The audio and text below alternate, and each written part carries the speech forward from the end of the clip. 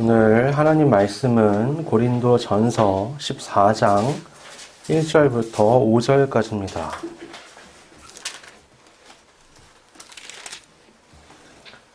고린도 전서 14장 1절부터 5절까지입니다.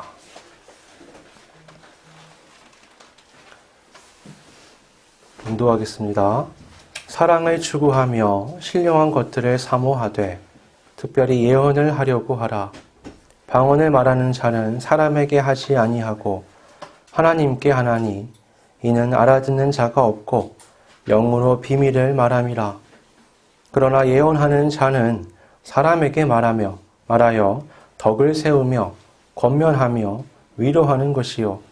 방언을 말하는 자는 자기의 덕을 세우고 예언하는 자는 교회의 덕을 세우나니 나는 너희가 다 방언 말하기를 원하나 특별히 예언하기를 원하노라. 만일 방언을 말하는 자가 통역하여 교회의 덕을 세우지 아니하면 예언하는 자만 못하니라. 아멘. 우리가 지난 평창 동계올림픽을 생각을 해보면 여러 가지 경기들이 다 기억에 남으시겠지만 저는 쇼트트랙 여자 계주 준결승전이 참 기억에 남는데요. 그 당시에 이제 한국의 상황은 쇼트트랙 관련해서 코치들의 폭행 사건이 막 이제 뉴스를 통해서 나오기 시작했고, 또 간판 선수들은 개인전에서 맥을 못 추는 상황이었습니다. 되게 뒤숭숭하고 분위기가 굉장히 가라앉아 있었는데, 준결승전이 시작한 지 얼마 안 됐는데 여러분, 우리나라가 그 종목에서는 거의 1, 2일에 다투는 굉장한 강국이에요. 근데 준결승전을 시작했는데 4팀이 참여를 했는데 2팀만 결승에 올라가는 겁니다. 근데 몇 바퀴 돌지도 않았는데 한국 선수가 미끄러진 거예요. 빙글빙글 돌면서 가더라고요.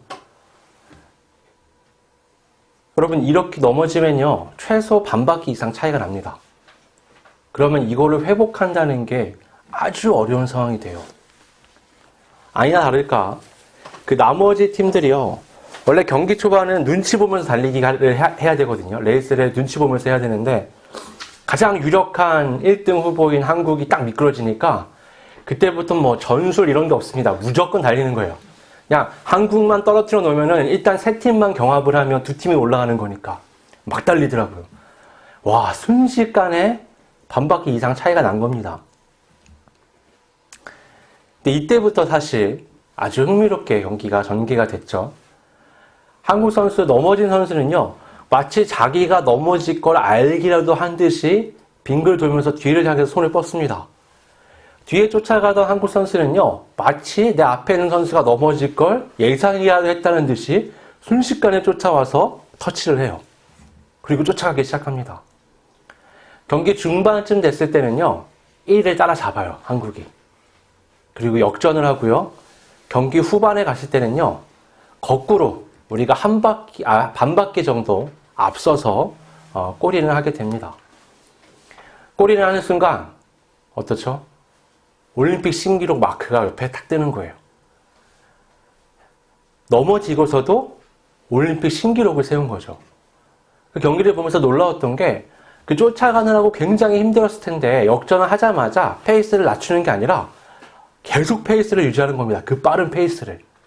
그래서 압도적인 실력으로 1등을 했습니다.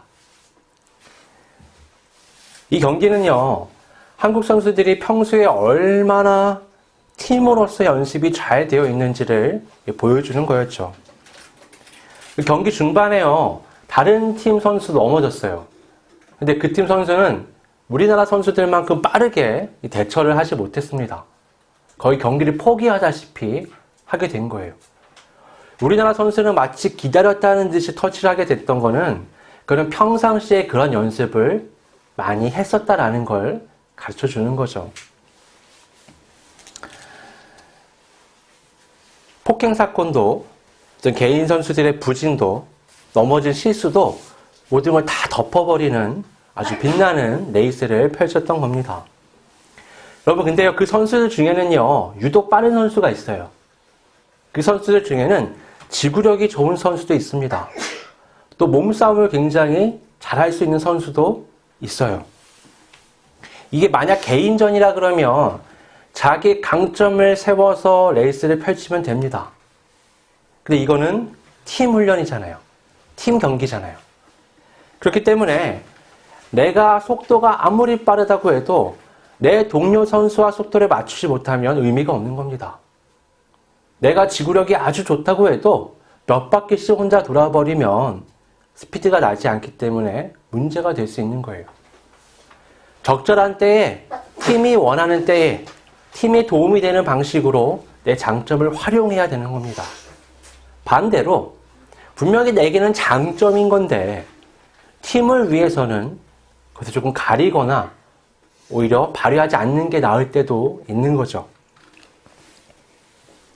이 경기에 앞서서요, 여러분 스피드 스케이팅에 팀 추월이라는 경기가 있었어요. 이게 어떻게 하는 거냐면 3명이 한 조가 돼서 빙글빙글 도는 겁니다. 상대편 팀이랑 우리 팀이랑 두 팀이 경기를 보통 이렇게 하는데, 팀 추월이 뭐냐면은 세 선수가 나란히 가야 돼요. 그럼 맨 앞에 있는 선수가 공기 저항을 다 맞아내는 겁니다. 그럼 뒷 선수들은 공기 저항을 받지 않고 체력을 유지할 수 있죠.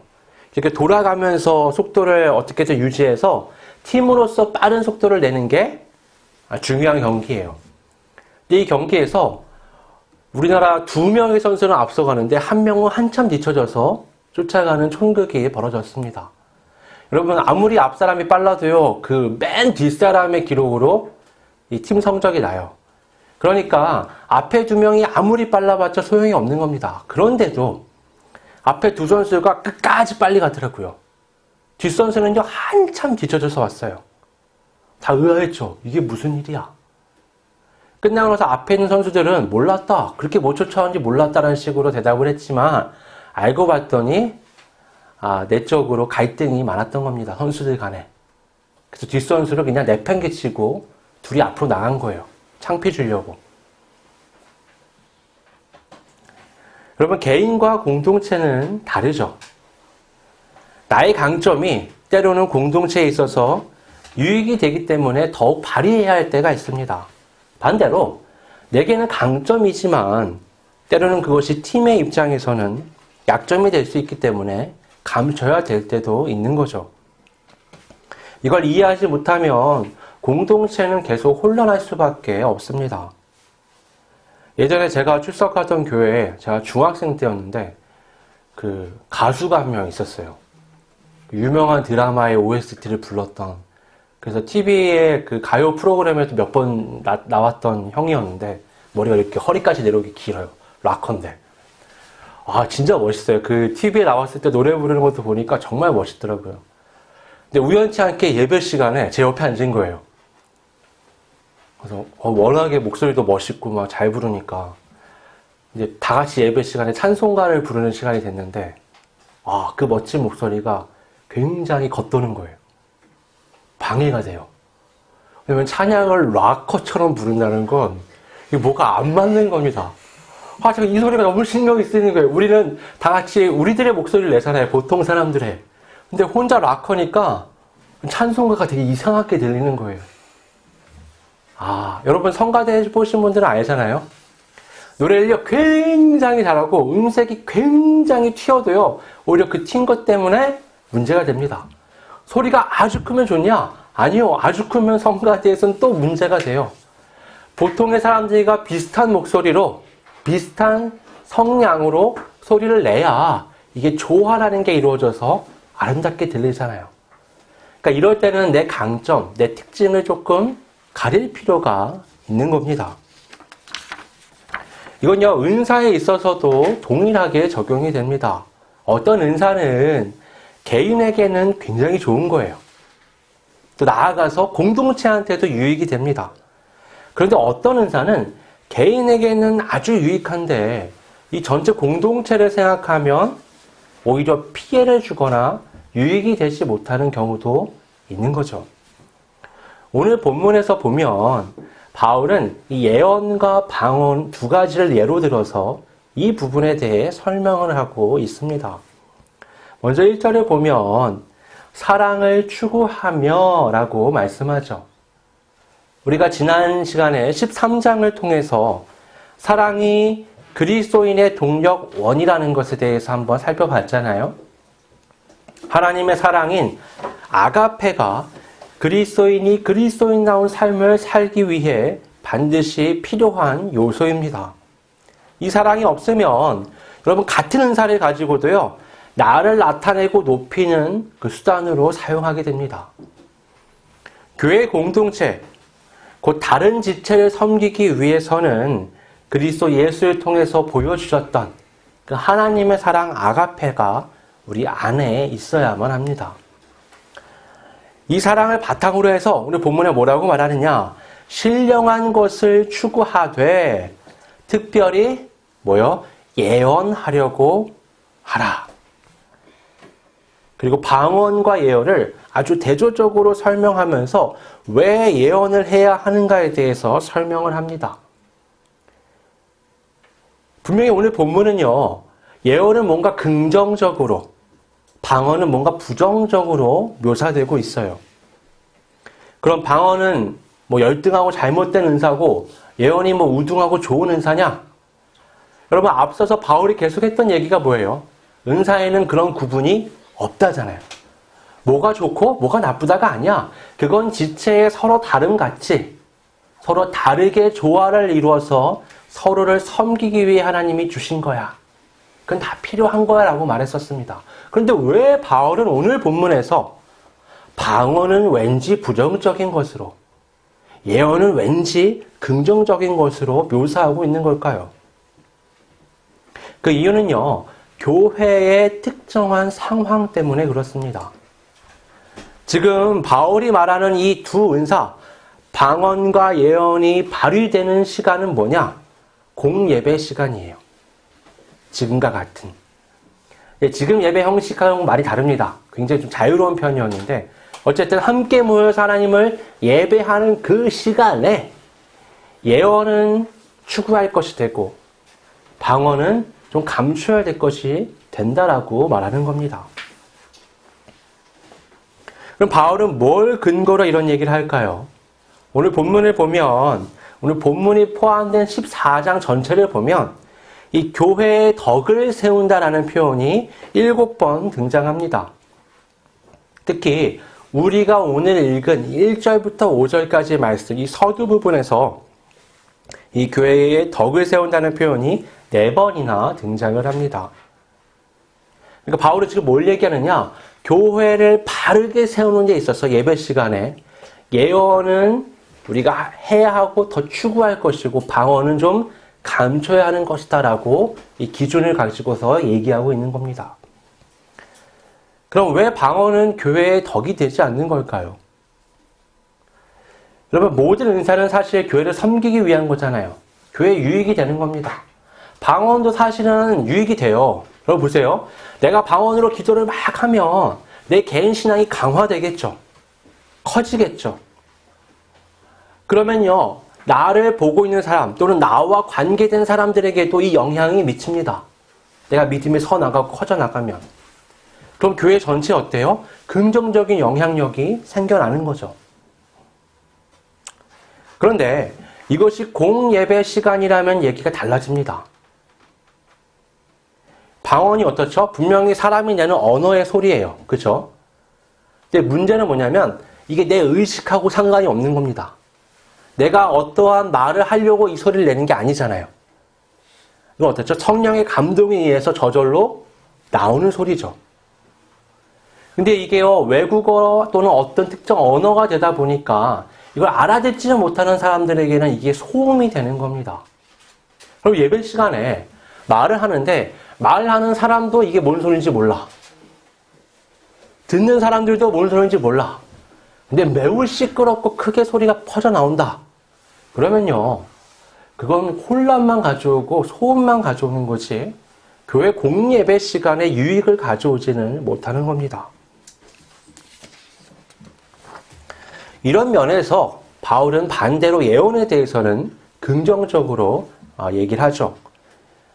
여러분, 성경에서 말하는 예언이라는 건 미래의 이야기를 하는 게 아닙니다. 물론 구약 성경을 보다 보면 미래에 대한 얘기를 하는 경우들도 우리가 선지자를 통해 볼 수가 있죠. 하지만 어디까지나 이건 미래에 대한 얘기가 아니라 하나님의 말씀을 전달하는 겁니다. 그래서 대언이라고 말하는 게 더 적절해 보일 정도로 이 예언은 이해를 하셔야 됩니다. 예언은 한마디로 말하면 하나님의 메시지를 전하는 겁니다. 우리가 보통 이 예언을요, 두 가지 형태로 이해를 해요. 하나는 어떻게 이해하냐면 뭔가 하나님의 성령의 감동 가운데 초월적인 상태로 이런 소리를 쏟아내는 겁니다. 그러니까 예전에 기도원에 가면 막 그런 분들 있었잖아요. 예언 기도한다. 예언 기도라고 하지만 그냥 예언하는 거예요. 기도해보고 어때요? 이 사람한테 뭐 하나님이 말씀하시다라고 하면서 막 얘기를 하는 겁니다. 이 마치 그 무속신앙에서 신에 들려가지고 말하는 것처럼 뭐 그런 식으로 예언을 하는 거예요. 여러분, 성경에서 말하는 예언의 은사는 항상 예배 때 사용되는 겁니다. 이게 개인을 향해서 개인이 하는 소리가 아니에요. 공동체 안에서 공동체를 섬기고 교회를 강화하기 위해 예언의 은사가 그 지체 가운데 한 명에게 주어진 겁니다. 그래서요, 기도원에서 개인을 데려다 놓고 마치 그 무속신앙인들이 하는 것과 같은 그 형태로 뭔가 예언을 한다. 이건 여러분 굉장히 의심스러운 눈초리를 우리가 한번 그걸 살펴봐야 되는 거예요. 그런 걸 신뢰하시면 안 됩니다. 그러면 예언의 은사라는 건 대체 어떤 거냐? 어떤 게 예언이냐? 그게 중요한 건데, 그 마이클 그린이라는 학자가 이런 얘기를 했어요. 정의하자면 예언이 뭐냐? 주님의 몸의 한 지체가 주님으로부터 주어진 말을 하는 것. 근데 이게 어떻게 해요? 성령에 의해서 영감되었고 나머지 모든 지체를 세우기 위해서 주어졌다 라고 이해하는 겁니다. 오늘날로 치면 이 예언의 은사와 가장 비슷한 게 설교라고 말할 수 있는 거예요. 설교가 딱 예언의 은사냐? 그렇게 생각하면 안 됩니다. 왜냐하면 만약에 설교가 예언의 은사라 그러면 목사 말고는 은사를 받을 수 있는 사람이 없는 거예요. 근데 예언의 은사는 뭐죠? 은사잖아요. 성령께서 누구에게나 줄 수 있는 겁니다. 그러니까 이건 어떻게 생각해야 되냐면 우리가 교회 안에서 공동체로서 무언가를 할 때, 구역 모임이 됐든 성경 공부가 됐든 소모임이든 대모임이든 무언가를 할 때 그 안에서 하나님의 메시지를 누군가가 전할 수 있는 은사를 가졌다. 그럼 그게 예언의 은사가 될 수 있는 겁니다. 오늘날 시대에 이미 성경이 주어졌기 때문에 이 은사는 어떤 식으로 활용되어야 하느냐? 성경의 말씀을 오늘 이 시대에 살아가는 사람들 중 이 공동체 안에 있는 사람들에게 적절하게 적용할 수 있는 능력을 의미하는 겁니다.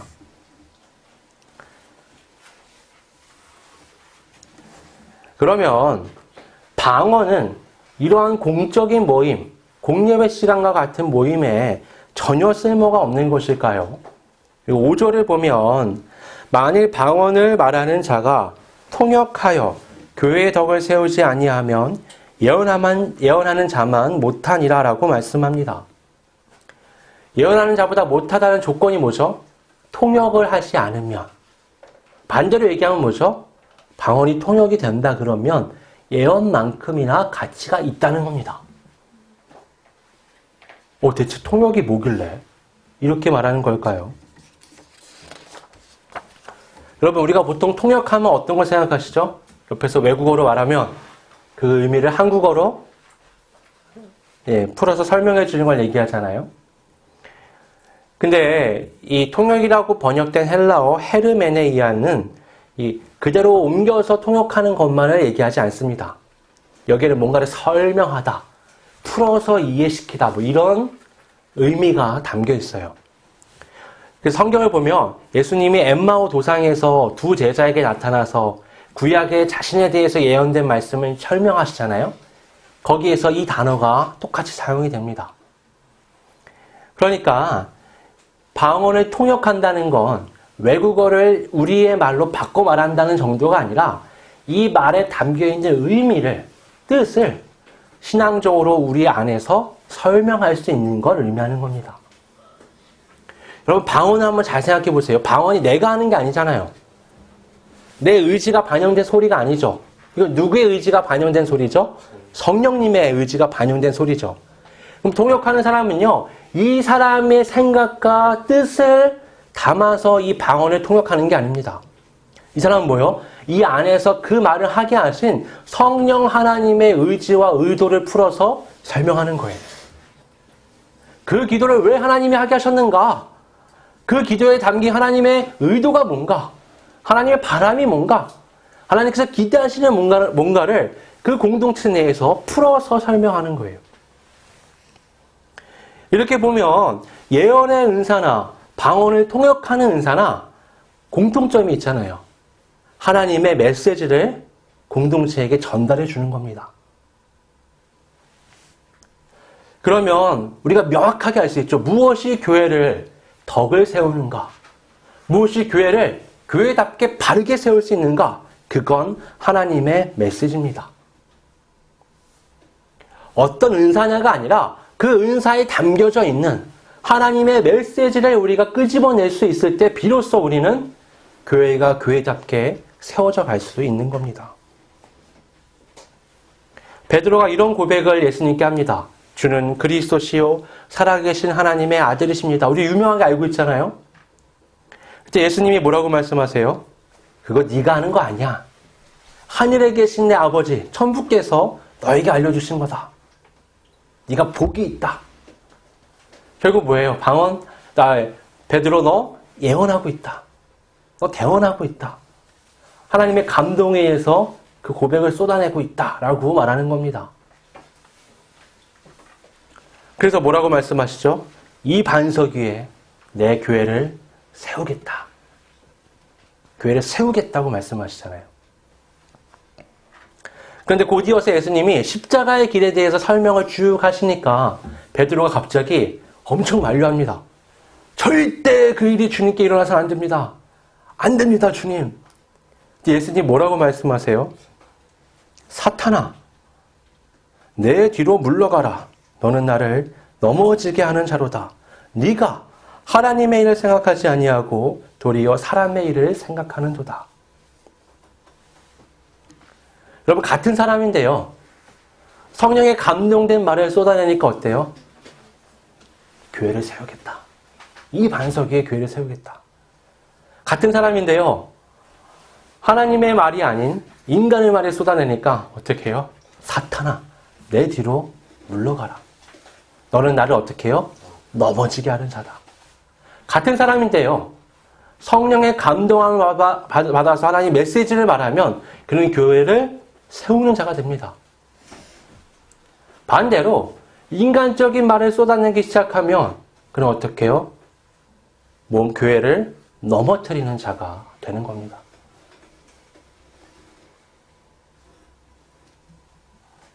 예언의 은사든 방언의 은사든 그 자체가 중요한 게 아닙니다. 그 외에 모든 은사를 총망라해서 그 은사들이 하나님의 메시지를 교회 안에 불어넣고 있느냐 아니냐 하는 것이 우리에게 중요한 겁니다. 그렇기 때문에 나는요, 내 은사를 어떻게 발휘해야 하는지, 또 이게 공동체로서 어떻게 은사들을 관리하고 활용해야 되는지 연습이 필요한 겁니다. 오로지 초점이 하나님의 메시지에 맞춰져서 내 신앙생활과 은사 활용이 되고 있는가 생각해 봐야 되는 거죠.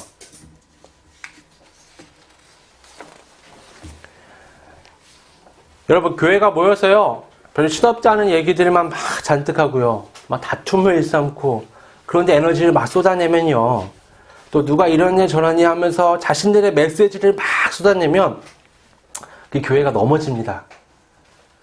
근데 교회에서요, 하나님의 메시지가 제대로 나오기 시작하고 사람과 사람들을 통해서 그 메시지가 서로 전달되기 시작하면 교회는 바르게 세워져 가기 시작하는 겁니다. 여러분, 교회는요, 항상 평안하고 즐거울 수가 없습니다. 밖에서 즐겁고 평안하지 않으니까 교회에서라도 그 즐거움을 찾으려고 하는데 그 사람들이 모였는데 무슨 평안하고 즐겁겠어요. 똑같은 사람들인데. 죄인들의 세상에 죄인들을 불러서 의인이신 예수님을 머리로 공동체를 이루게 하셨습니다. 그래서 시끌벅적해요. 이게 평안하면 그게 이상한 겁니다. 말이 안 되잖아요. 구조 자체가. 그래서요, 우리 안에는 항상 하나님의 말씀이 핵심으로 자리하고 있어야 합니다.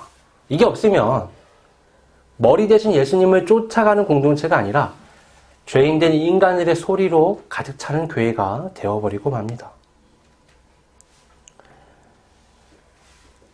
제가 서두에 동계올림픽에 대해서 한번 말씀드렸잖아요. 한 팀은 어때요?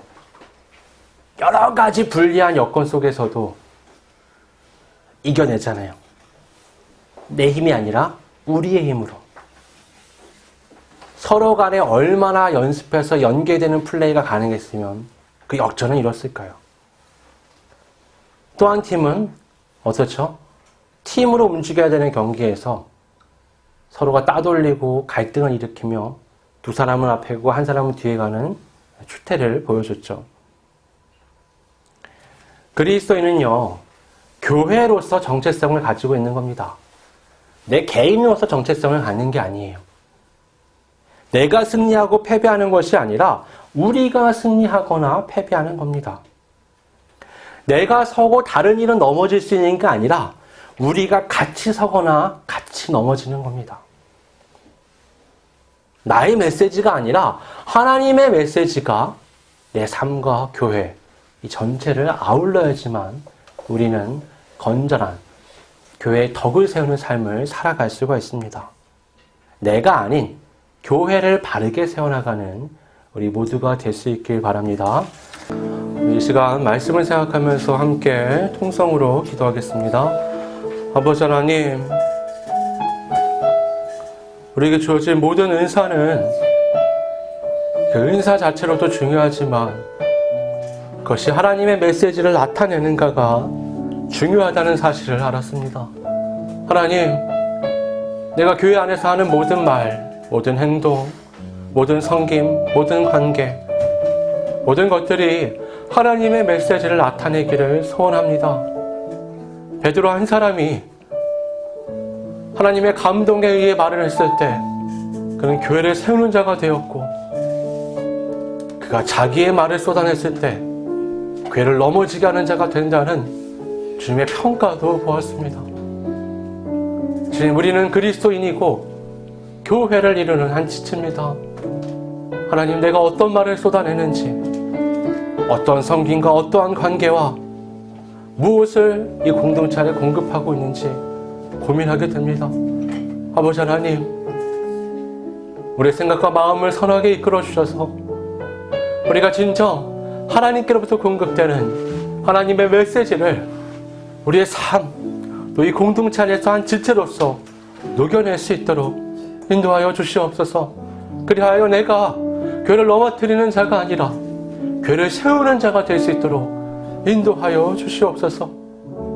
이 세계 가운데, 이 세상 가운데, 이 죄에 물들어서 하나님의 말씀을 떠나서 멋대로 살아가는 이 시대 안에 몸된 교회로 온전히 세워져서 하나님의 말씀하심이 무엇인지 분명하게 나타내는 잔빛과 소금이 될 수 있도록 이제 붙들어 주시고 인도하여 주시옵소서.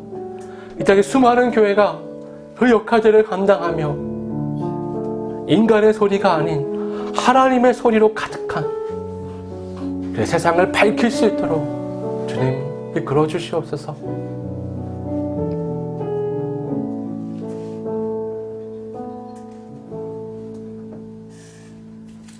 아버지 하나님, 우리에겐 다 은사가 있습니다. 주님을 만났을 때 우리에게 주셨던 그 은사들을 무엇을 위해 어떻게 활용해야 하는가, 오늘 성경 말씀에 비추어 살펴보았습니다. 아버지 하나님, 항상 내 은사 활용에 하나님의 메시지가 나타나고 있는가를 고민할 수 있도록 인도해 주시고, 거기에 초점 맞춰서 이것들이 훈련되며 나아가 교회 공동체를 세울 수 있도록 주님 이끌어 주시옵소서. 아무리 훌륭한 은사를 가져도, 아무리 대단한 은사를 가져도 거기에 하나님의 메시지가 아닌 나의 메시지를 넣기 시작할 때 자신도 넘어질 뿐만 아니라 관계된 수많은 사람들을 넘어뜨리는 것을 우리는 성경을 통해서 또 주변에 있는 많은 사람들을 통해서 그것을 확인했습니다. 아버지 하나님, 내 목소리가 아니라 하나님의 메시지를 말하는 자가 되어 교회를 넘어뜨리는 자가 아니라 세우는 자가 될 수 있도록 인도하여 주시옵소서.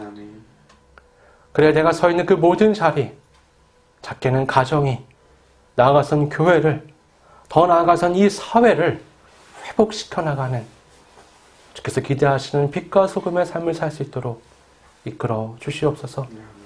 거룩하신 예수님의 이름으로 기도드립니다.